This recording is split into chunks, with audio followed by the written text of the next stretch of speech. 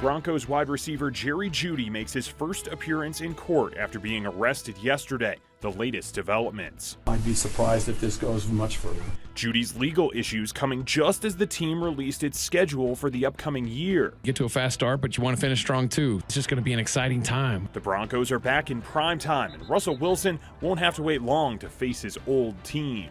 Be there for him, get a great plan for him, get him fired up and excited to be able to play within himself and do what Russell does. The Biden administration is trying to solve a baby formula shortage. The key here is to produce more formula, but also to make more formula available. But the White House doesn't have an answer for parents about when store shelves will be restocked. We're looking at every possible angle that we can to try to address this issue.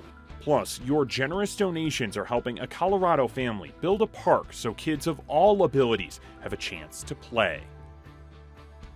I don't think he should have been arrested. I don't think he should have been incarcerated. Broncos wide receiver Jerry Jeudy's attorney moments after Jeudy made his first court appearance this morning. We have video of Jeudy walking out of court less than an hour ago. Now, he was arrested yesterday on a second-degree criminal tampering charge. Denver 7's Veronica Acosta was in the courtroom. She joins us live with the very latest. Veronica? Jeudy just walked out of the Arapahoe County Jail here about 40 minutes ago or so. He had his head down. He didn't answer any questions. That hoodie pulled over as he made his way to a vehicle to then drive off, of course. Now, earlier this morning during that hearing, Jeudy's attorney, Harvey Steinberg, said he didn't think there was any reason for Jeudy to spend last night in jail. The victim, the mother of his child, saying the very same thing. She was actually in that courtroom as well, addressing the judge. She said, quote, "I did want to dismiss the case. I just wanted them to monitor the situation." Speaking of the officers that she called yesterday, she also said he was not a threat. I didn't feel threatened. Listen to what Jeudy's lawyers said after that hearing. I don't believe a crime has been committed. I don't believe my client did anything that would rise to the level of a crime, and having someone spend the night in jail because we have this, quote, moniker of domestic violence, unquote, that is too broad, applies without any kind of discreetness, which should have been applied here. And Jeudy sat in the courtroom. He was dressed in orange alongside his lawyer, who asked the court to acknowledge there was no attempt of physical violence found, which she did. The judge wanted to impose a no contact order between Jeudy and the mother of his child, but she didn't want that. Jeudy's lawyer also asked Jeudy be allowed full travel. He explained he has commitments out of state. That was granted. He said the question for Jeudy now is, how do I get my reputation back? I think people are going to look at this and come to the same conclusion that I did and say, boy, this is a bump in the road. This is a really, really good guy, and we're sorry this had to happen to him. And Jeudy did have a $1,500 recognizance bond put in place. Basically what that means is he didn't have to actually pay that money, instead just sign his name and promise to be back for his scheduled court date, which is on May 31st.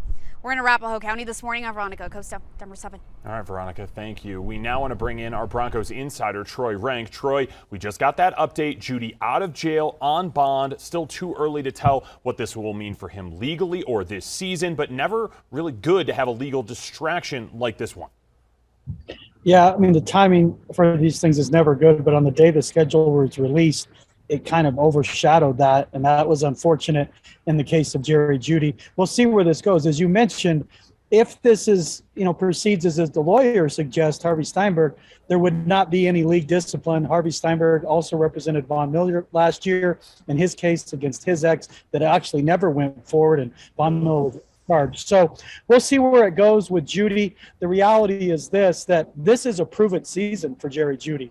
The first 2 years have not gone the way he had hoped. He did not score a single touchdown a year ago. Now with Russell Wilson as his quarterback, the path is clear for him to reach his potential of a first-round pick. But we'll see how this plays out. If this is dismissed or he is not charged formally, and the court will see, because that will reflect on whether he would be suspended. But as of now, obviously the lawyer believes he should have never been charged. Yeah, and we will learn more at his next court date. Again, that is May 31st. Okay, let's talk schedule now, Troy. As you mentioned, it was released last night. The big thing everybody looks at, primetime games. You get Russell Wilson, and you get those to the tune of 5. Yeah, I mean, that's the Russell Wilson effect, right? I mean, The Broncos became relevant again, Jason, on March 8th at 9:41 a.m. when the trade became it was happening, and that's when the carousel of madness of their quarterbacks finally ended. They've had 11 starters since Peyton Manning. Now you have Russell Wilson, and I told people this on Twitter yesterday morning. They're going to play Seattle early. I expected it in the opener, and the thing you can see out of these primetime games, Jason, is it's a really easy front end schedule for the Broncos. You can see 4 of those games there, primetime, occur within the dates all the way to mid-October. But the league doesn't necessarily believe the Broncos will be in the conversation the second half of the season. I just did my podcast on predicting the record. I think they could go 7-1, Jason, the first 8 games. It gets significantly harder the final month of the season because you got the Chiefs twice, you got the Ravens in there, the Titans, and the Chargers. But it is so cool to see the Broncos, Jason, part of the national conversation again. And don't forget Christmas Day against the defending Super Bowl champs, the LA Rams in LA. Okay, Troy, so we're talking about the season and what we're expecting, but we get a look at Broncos rookies today. It's holding its first rookie camp for those draft picks. What are your thoughts on the picks quickly, and what are we going to see from that? Yeah, I mean, the pick you keep an eye on is Nick Bonito, the second-round choice, the outside linebacker from Oklahoma, because we don't know about the availability of Bradley Chubb and Randy Gregory. They may need Bonito to get 8-10 sacks this year as a rookie. And Demarius Mathis, the cornerback from Pitt, he's another guy I expect to keep an eye on. And Montrell Washington from Samford, of all places. He had a huge game against Florida last year. He is in line to be the punt returner. Even though he only weighs about 150, you could fax him from game to game, Jason, but he could be a guy that could win the punt returner job. So I want to see what he looks like. Well, at that weight, I'm thinking, okay, should I go and try out? No, I don't think so. Our Broncos insider, Troy Rank, a busy man. Thank you so much, Troy, for the time today. And we will, of course, have more coverage on the Broncos throughout the day, the schedule, the latest on Jerry Jeudy, and more. You can also find the full Broncos schedule over at thedenverchannel.com.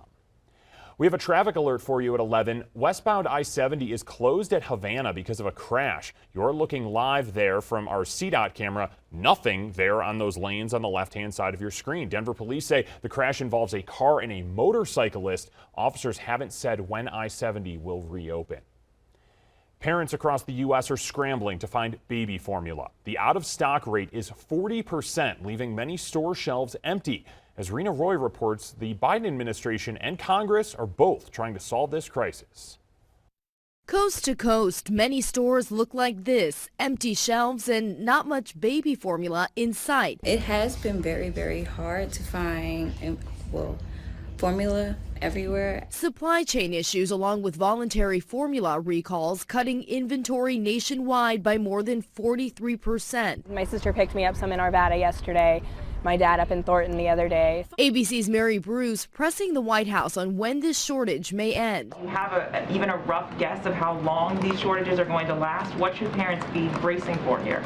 Well, we've already seen an increase in supply over the past couple of weeks. We're taking every step to increase that. So our message to parents is we hear you. We want to do everything we can. Federal officials urging states to allow families to use federal aid to buy more brands. They're also taking steps to import more formula and cracking down on price gouging. Not only can we not find it, but when we do find it, there's always a 20% markup on it. On eBay, one specialty formula for infants with a milk allergy now selling more than double its normal price. ABC News has learned the House Oversight Committee is also launching an investigation into the shortage. We are taking steps to correct it, and we will make sure that it does not happen again. Abbott, the manufacturer of several popular brands, says it could take 10 weeks to get their products back in stores. For now, moms are trying to help each other out on social media, swapping formula, giving away extras, and offering to find supply in their areas. Critics say the Biden administration should have acted sooner to address this crisis. With no real end in sight yet, officials are urging people not to hoard.